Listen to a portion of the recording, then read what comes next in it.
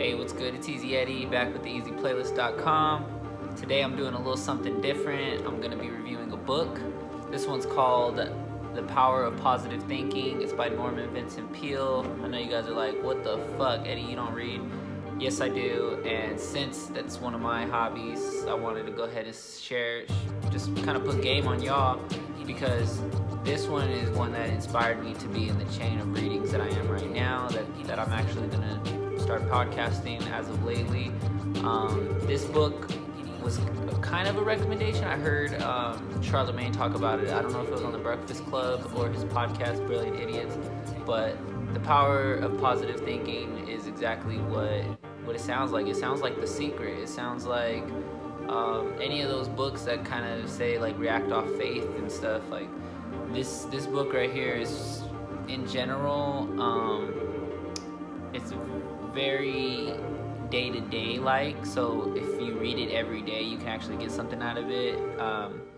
And I'm a firm believer that, like, if you weren't taught to read books, or if you don't have the habit of reading books, it's because you haven't yet found the value in reading a book. So I started off with a couple of stuff that was valuable to me, that I thought was valuable to me. I started with like people I was interested in, which I don't really like fiction or anything.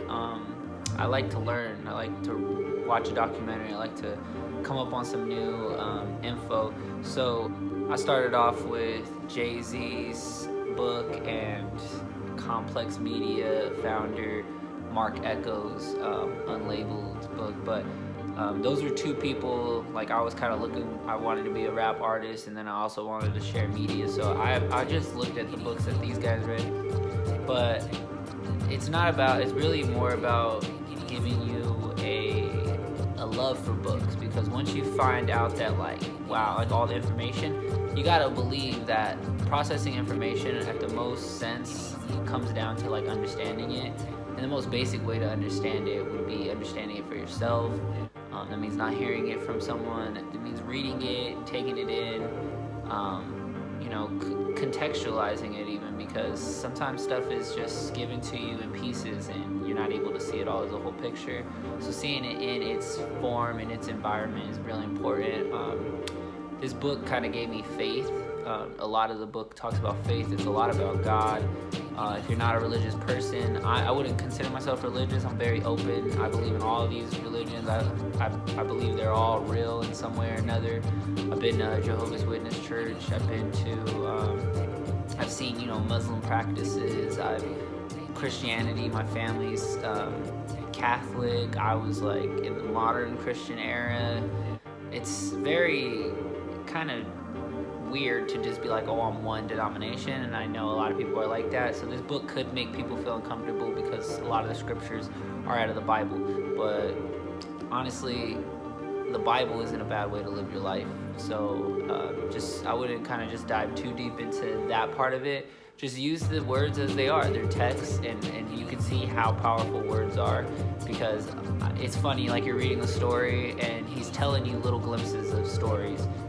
Sometimes he's naming the people, sometimes he's not naming the people, which kind of gives you credit. You're like, well, who is this person? But if you do your research, you can find out that all these stories are in some way real, through a third party or through his storytelling. But yeah, I mean, it's definitely a good book. It's one that got me excited to start the chain of Charlemagne books, because after I read this, I was like, hey, if faith in every day can kind of help me with the simple problems I have, rational and irrational anxieties, and just kind of getting out and functioning, because my safe place is obviously just like at home. A lot of people feel that way. They don't like to go out, but when you do have to make that appearance and you have to show face, there's different ways to handle it, where you don't just end up leaving early, or you're not showing up late.